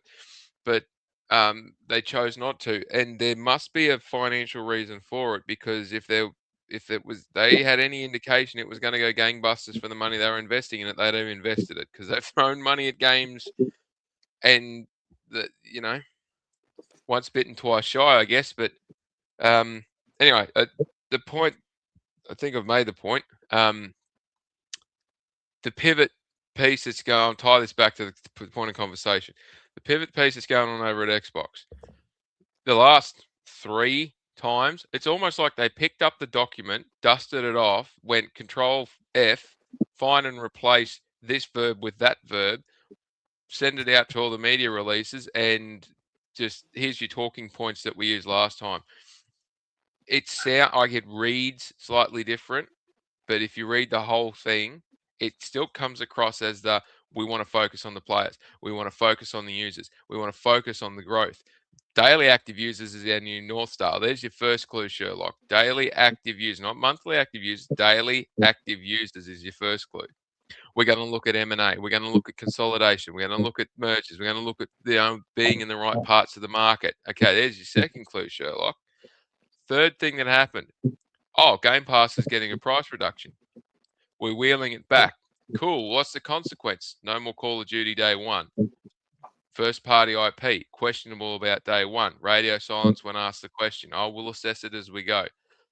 Third party AAA games going into that service. I tried. I cannot think of the last time that a AAA IP went into Game Pass on day one. The last big game I can remember that went in there was Metaphor Fantasio, but that wasn't, I don't think that was a day one. I think it had been out for a month or two before it got in there. But if they've peeled back on all these things that previously was the promise and dedication since they started the frigging thing, that it was going to be full of the best games, the best place to play. And so there's your third clue. And the fourth one is we're not going to be going Microsoft Gaming. We're going to pull it back to being Xbox. All right. Excellent. So what does all of those things line up to say? They line up to say there's a different way that they're going to make money out of this thing. Well, peeling back a subscription price, as shown by every other subscription service that's done it, means advertising's coming. What underlines that? Daily active users. Not monthly. Did they daily. really peel back the price, really? Yeah. Did they really, They though? took it from $29 down to $22 a month. How much was it? How Yeah. much was it before the 50% price rise? Just 20. It was 1999. 20. Yeah, So- I mean, I think you and I are of the same mind. Retro is that it was a BS sleight of hand, peanut under the shell Yeah. street game, right? Yeah. To make it Yeah. seem like a price drop. There's 100%. tons of arguments about like it is nowhere near as altruist as they assert it to be. But I also see Yeah. David's point that like just from a linear math perspective, it seems like a price drop. It's advertised as a price drop. Oh yeah, no, I got his point. I was just being sarcastic. Yeah. But then you raise a good piece. When they raised it the first time, they said you're going to get 70 new games in a year in the next 12 months, 70 new games, but they never said what they were going to be. You're going to get Call of Duty day and date in the top tier, but not the bottom tier, but the top tier. And you're going to get this, and this. And they haven't been able to deliver on that. But yeah, the daily active users and then the price change coming down, not going up. And it all leads into this. Well, they're going to generate the revenue from somewhere because they keep talking about growth and they keep talking about all these other bits and pieces. It's like, all right, cool. There's only one way they're going to achieve that, and that's through advertising, because that's the only model that's been deployed successfully in other areas, and they're all doing it. The other part to keep in mind here is around the exclusivity piece. If the change, and stick with me on this, and Logic, I might need you to help with some technical pieces on this, but from a financial perspective, if the change is that exclusivity suddenly matters again, let's just take that as the hypothesis, because it's not what she said, but let's just take that as the hypothesis. Is Project Helix still going to continue, or is it dead in the water? Because if exclusivity matters to the console, why would you want a PC hybrid? Why would you want to be developing for for mobile PC and PC hybrid and handheld and all that on one form factor? So now the question is if exclusivity matters, don't start jumping up and down and cheering about this, because there's no way they're going to change Project Helix at this point. The hardware set's already predetermined, because if they did change it, they would have to go back and start that again. 12, 18, 24 months minimum delay, unless a third party's building this thing, which we already surmise is going to happen to some part. But So if the third party's building it, then you can come back to this exclusivity point about it's not going to be exclusive to an Xbox console. It might be exclusive to the Xbox platform, but that's still across multiple devices. And if you can get it on PC, it can be pirated, and that's the end of it. Yeah, I think that that invokes a wild and crazy pinwheel, and I'll try and pull this together and land it. I think I've addressed some of this, but not all of it in its entirety. So number one, I think a huge thing that people missed about Project Helix is, well, let me actually back out one concentric ring. Project Helix is still relatively undefined. Like hardware wise, like we think that we kind of have a good hold on what that is, but how exactly the operating systems and the sandboxing is going to be configured, whether or not it's a console first, PC second, PC first, console second device, whether or not it shells out into that environment or it reboots in that environment, is still undefined. And this was kind of the thing that made me aggravated about the whole GDC presentation. Lots of people ran around and saying Project Helix is great, it's going to be this. I'm like, guys, the presentation was 30 minutes long. They conveyed nothing to developers that makes any sense of informing them what it is from a technical perspective they need to get ready to do. It's still a concept, really. Yes, and so this is the thing that I didn't understand about the sending out of the merchandise. I'm like, you guys are sending out merchandise for a thing that you've explained at the conceptual level. So, but a huge thing that was missed is that what storefronts may or may not be on it is entirely undefined. The specific verbiage that is used is that it will allow access to, quote, preferred storefronts, end quote. So that's not negotiated. Well, let me back up. It's not finalized what those storefronts are. I believe it's not finalized because it's not negotiated. And I believe it's not negotiated because there is some stick in a craw that people have to agree to allow that to happen. Whether or not that's some type of revenue share, whether or not that's some weird licensing agreement, whether or not that's a data exchange shared, right? So that, if Steam is allowed on that device, that there is telemetry data associated with that Microsoft wants, so that they can, I don't know, see how long people are playing what type of game, or whatever proprietary data that Steam gets across its API. Maybe Microsoft wants to share that, but the point is it's not finalized. And so right now, we don't know that Steam is going to be on that device. We don't know what storefronts are going to be on that device because it's not settled yet. So then we get back to, I mean, I got a very interesting question to one of my posts today on Twitter, and a person said, hey, why not? Why is it not a feasible strategic approach to, if you're competing in the PC space, right? Because one of the things in her document, and I love how people are cherry picking what's in the document. I love how what's in the document, one of the things she says is that PC is the most competitive place for them to participate in. And one of the things that I wrote today is that when you talk about PC and when you talk about an Xbox game, it plays everywhere. It's not just like you could think of, hey, Xbox games on PC are very powerful because Microsoft owns the operating system. I'm like, yeah, but now because of Proton, Xbox games, Windows PC games are playable on Linux. They're playable everywhere. They're playable via the cloud because somebody can just log in via the URL in the browser. So there's nothing kind of special or unique about an Xbox game. So on PC. So why in the world would there be a discussion? Why are people lumping in the notion of keeping those games inside something they're trying to redefine now as the Xbox ecosystem, after years of saying the Xbox ecosystem was everything? Right? why are they talking about exclusivity in that perspective? But one of the things offered, I mean, I congratulate this person for at least thinking outside the box and thinking in a different way than the influencers and content creators are telling them to, is if PC is your most competitive space, why not put your games on PlayStation, Xbox, and Switch, but go back to taking them off Steam? And so if you want people to buy them, making them go through the Xbox store. So strategically, I think that there's an inkling of where that makes sense. I think from a marketplace reality perspective, I think that's incredibly difficult to make work because number one, just from a quality perspective, that Xbox app is literally the worst app digital storefront right in the space. But on top of that, Steam is 70 to 85% of the market. So that's incredibly hard. Now, what I did say in response to them is, however, even I've said it. We talk about Steam being the default. Well, Steam isn't really the default, right? If you own Windows, you can make the Xbox store the default.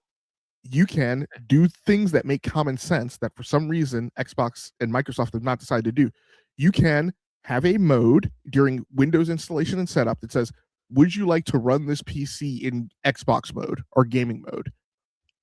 And have them sign into their Xbox account, default to that mode, don't install all the goofy cruft like OneDrive, Teams, and Office 365.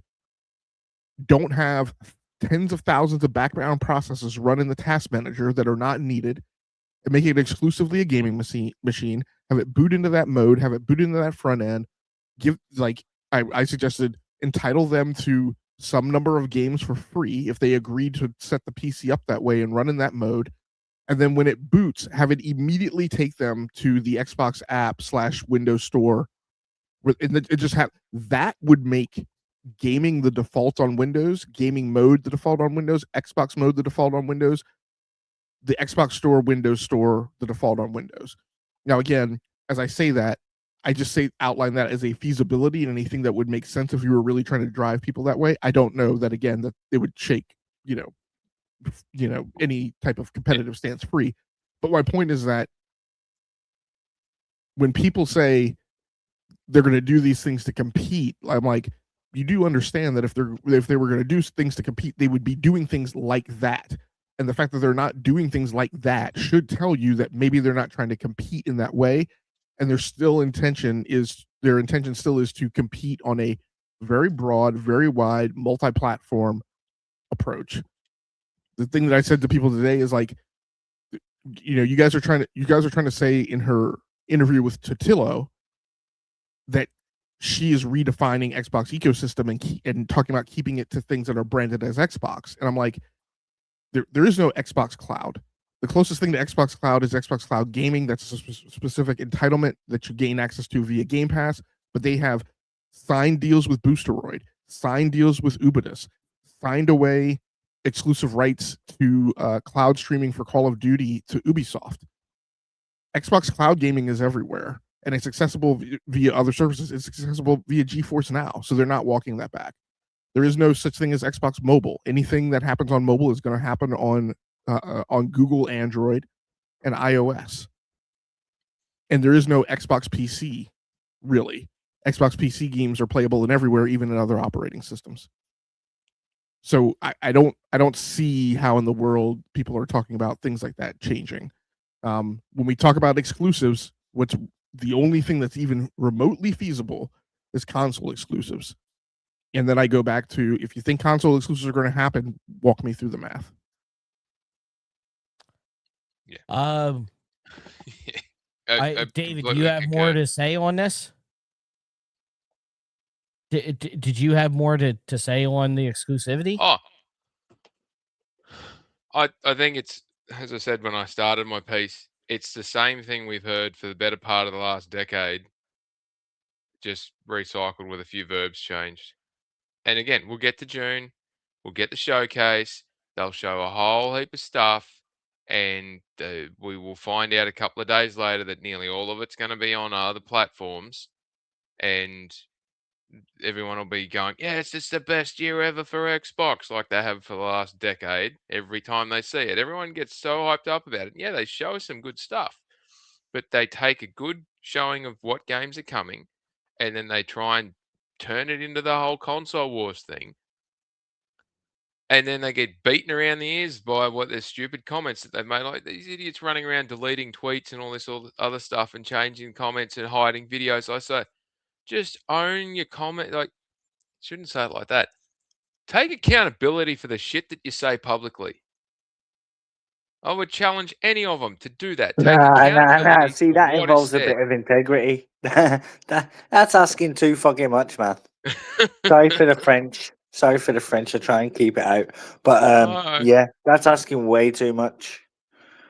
I appreciate that influencers who play the algorithm game have to continue that push, and that drama and chaos and negativity is what sells on the socials, right? I appreciate that they've gone all in on those decisions. That's how they make their money. I can appreciate that's their choice. Hey, all power to you if you can make it work. But don't go deleting comments. Don't go changing stuff online. Don't go flipping and flopping back and forth every 5 minutes just to try and get whoever it is that you want to have riled up and incensed to what's going on just to pay your bills. Because in any other area of media, lying to the public is illegal. And just because you've got bills to pay because you couldn't be bothered to figure out how to make it work otherwise, don't hang that on the people that listen to you.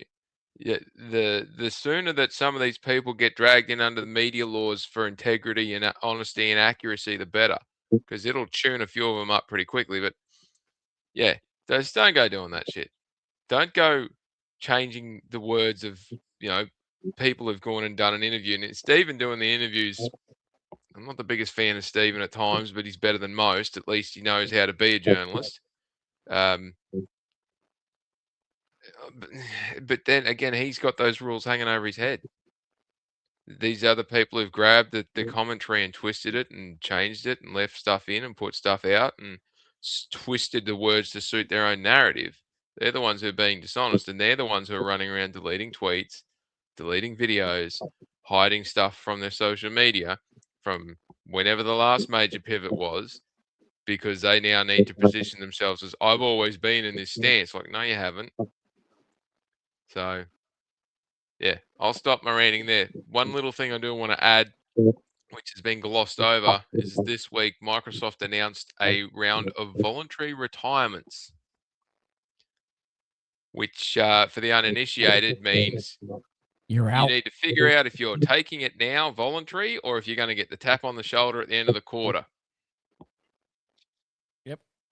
Yeah. So- Well, if they don't get enough volunteers, they'll just force Yeah, it. So force that's layoffs. That's what David said. So the other articulation is for people to understand, and we've explained this to people before, is that you do a voluntary early retirement program because it is the precursor to layoffs. And so the way it works, having sat in these discussions and been part of this brain trust, right, and knowing what's coming and knowing how it gets rolled out and the things that get communicated to people, you do voluntary early retirement, and there's a number. We need 10,000 people to take this. And when you don't hit 10,000, what that means is, okay, we got 2,500 people to take voluntary early retirement, so now we need to cut 7,500 people via layoff. That is the way it works. So, and usually they're cheaper to do because you have a predetermined you have a predetermined number of people that you want out, so you can have an oversubscription of them, but usually they're undersubscribed. But what happens is people do the nomination, and then it's usually cheaper because there's a preset number, so it'll be this many dollars at your current rate for this many years service, capped at whatever it is, and off you go. And people will normally say, writing's on the wall, I'll take that, thank you very much, and I can organize my life because there's a set date, there's a set amount, I can plan, and I'm all good. Usually the longer serving ones are the ones that take it because it's more beneficial for them, and they can roll it in their superannuation, their 401k investments, whatever, depending on what country you're in. But if it goes the other way and suddenly they start doing forced redundancies. Typically, the rule is the position's made redundant, not the individual, or at least it is in most OECD countries. If you have to start making positions redundant, you can't then go and rehire them a month later for the same position. It becomes a lot more difficult, and that's the flexibility that they want. And it'll pretty much, the last time I was involved in one of these was with a major global oil company did mass redundancies across Asia Pacific, and done very well, might I add, because they were giving what was it, 2 weeks for every year served, uncapped, and they had guys that had been with them for 30 and 40 years. It was insane what they were walking on. There was 10 people who walked away with over $2 million each out of that redundancy. Holy shit. Yeah, I know. And it was still cheaper than laying people off. I kid you not. That's the volume of dollars we're talking about. But yeah, what happens then is you do the redundancies, and it gets, if you get an oversubscription, that's great, because you can then say no if you don't want to, but you say yes. And all of a sudden you've just got, well, who's left and what do we need? And then we start shifting people around into these roles if we can. But typically with these sort of redundancy or retirement programs, you get a whole heap that are at sort of line manager and up that will take them because it's attractive.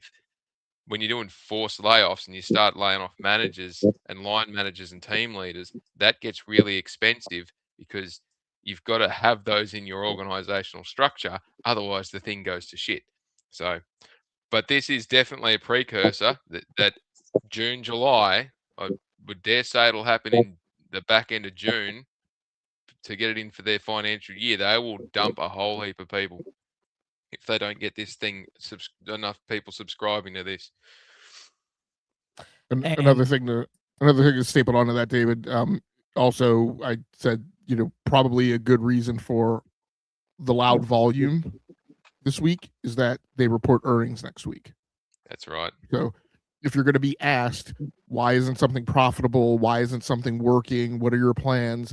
It's very good for you to get word out that indicates that you have a plan for it, even though even if it's not really a plan, right? So an investor may ask you the question, hey, it seems like, the hardware is not profitable. What are you doing about that? You can say, well, we're relooking at exclusivity, even though that's not a plan. By their own admission, they haven't actually made a plan around exclusivity. They're just thinking and talking about it. But that's the type of thing that you can get away with saying at an investor call, to say that you're addressing the problem, even though you haven't solved for X. So in the last time they did this, right, the last time there was a large amount of volume was, again, the week before they reported earnings, when Booty, Spencer, Bond, and Satye were on interviews and podcasts out of the office for whatever reason. When most executives are in the office prepping to do the financial call, they were on the road doing a road trip talking about how TikTok was their main competitor. See, I Go want for to it. say this real quick. And you can spread this out. When those layoffs do happen, I hope people start to sit there and say, you know what? I feel really bad because I hear this all the time on Twitter and YouTube. Man, I feel so horrible about those developers getting laid off and that. But I only hear those same people sitting there and saying about, the Amazon employees going and have nothing to do with gaming. They're just putting your packages into a UPS truck or whatever, or the Amazon truck. They get laid off, or the construction workers getting laid off, or the people that are in restaurants and that getting laid off. I don't ever hear those people talk about those people getting laid off. It's just the developers. And listen, I'm coming off as being a dick, but the thing is this is the way life is. Yeah, I feel bad for the developer, but I don't know them. So, and I need to worry about myself more than a developer getting laid off. I apologize again. I feel bad for the developer, but I can sit there and I can't count to you how many times I've been laid off on one hand.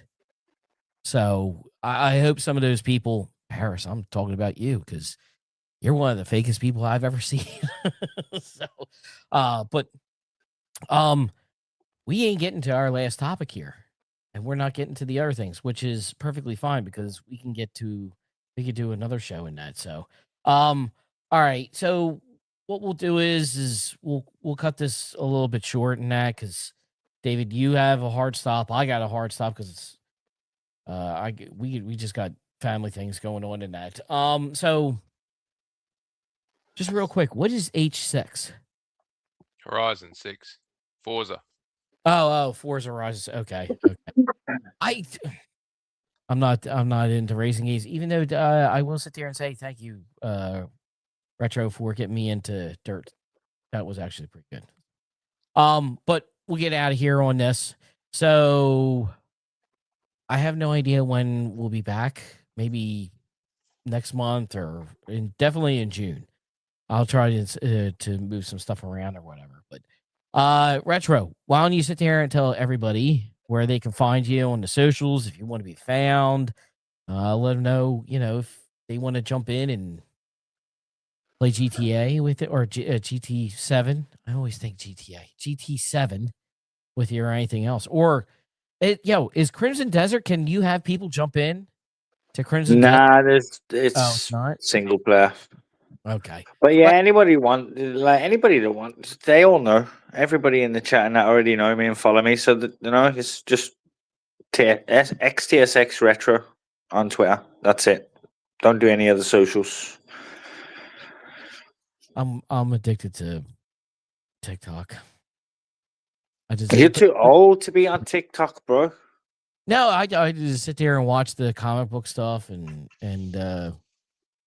I was watching the Battlefield stuff, but now I haven't played Battlefield in about 2 months. So, which the sad thing is I put so much time into Battlefield, it's almost as much time as I put into BF4. So, and that's like 700 hours.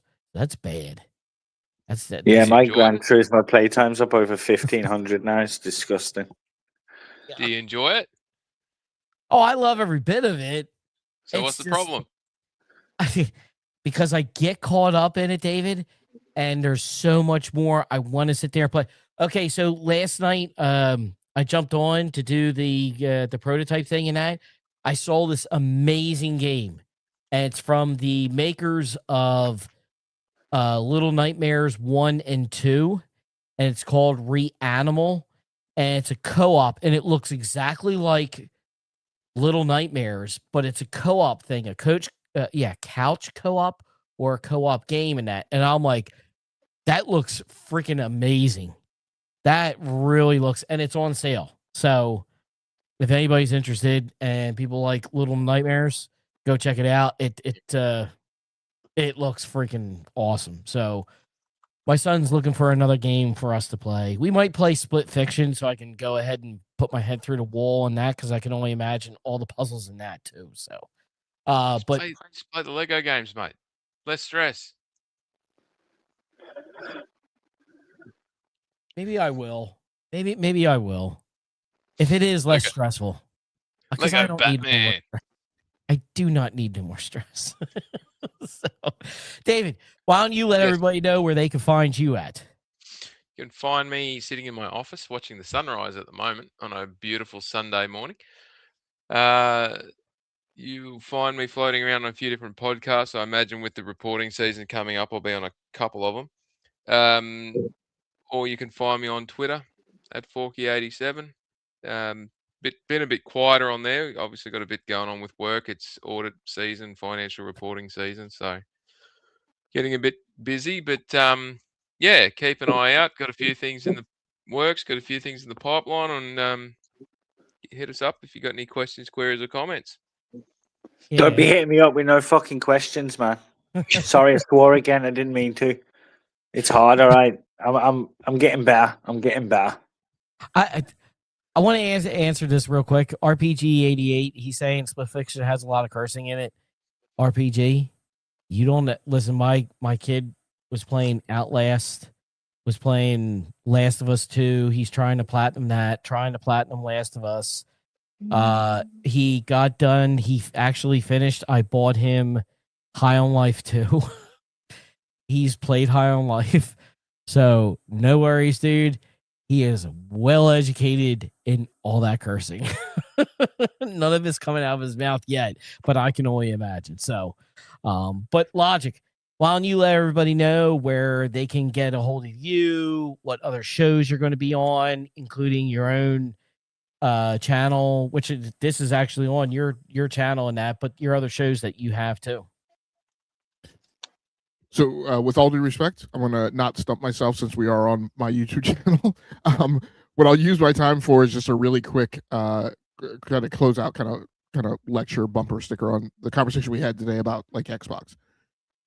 A lot of people will take that to feel like there's some type of trumped up like hatred for the brand or whatever. Like, no, the conversation was about the financial realities of what Xbox is facing, and therefore what's likely truthful in what the memo means, which was not a memo written for employees. No employee at a large scale corporation is going to read that. They're not going to read a 3-page email from executives. They'll read the bullets. The fact that the reference about revisiting exclusives was not bulletized means a ton of employees won't pay any attention to that. That memo was written deliberately for the controlled leak that it went through to get it to the press, because it hit the press minutes before it went out to the employees. So it wasn't public yet, right? It would have been different if it would have leaked to the press after it came out. It leaked to the press before it went out to the employees, which means it could only have been leaked by an executive who had possession of the draft or the PR department. So it was controlled and deliberate. The whole point of it that I'm really getting around to, though, is, again, all we talked about was the fiscal realities of what it probably means. It does not reflect, at least for me, it does not reflect, and I'll say for Retro too, because I think Retro has a lot of faith in the Forza Horizon series. Although I'm not happy about 4K 30, but that's another different discussion. But all of this being said, Xbox absolutely has the capability to still make good games. They can still mount up an offensive to make great games if that is their emphasis and that is their focus, which me personally, as a consumer of the Xbox ecosystem, is what my priority is on. I don't care about them putting plays in mobile. I don't care about them putting plays in other ecosystems. I don't care if they like, I don't need them to take the PlayStation branding off of like trailers at their showcase. None of that matters to me. What matters to me is that they make great games as a publisher. When that becomes their emphasis, I feel like that gives them the best potential to be successful in any way that I would measure it. So despite whatever the fiscal realities are, despite whatever the dollars say, despite whatever the money says, despite whatever the corporate politics are, that's one discussion. But the discussion from me as an Xbox fan is they absolutely have the ability to make good games, great games, and deliver them. And that's the only thing that I personally, as a consumer, am concerned about. I'm sorry, go ahead, dude. No, I totally agree with everything you sat there and said. They have the potential to sit there and do or make better games than Nintendo and Sony can, but do they want to? So, but that's going to do it for my frustration. What's that, David? So that's always been my frustration with them. They've got all the potential on the planet, and they're positioned to just do it, and they continuously just not stand on rakes. They jump on rakes. Yeah.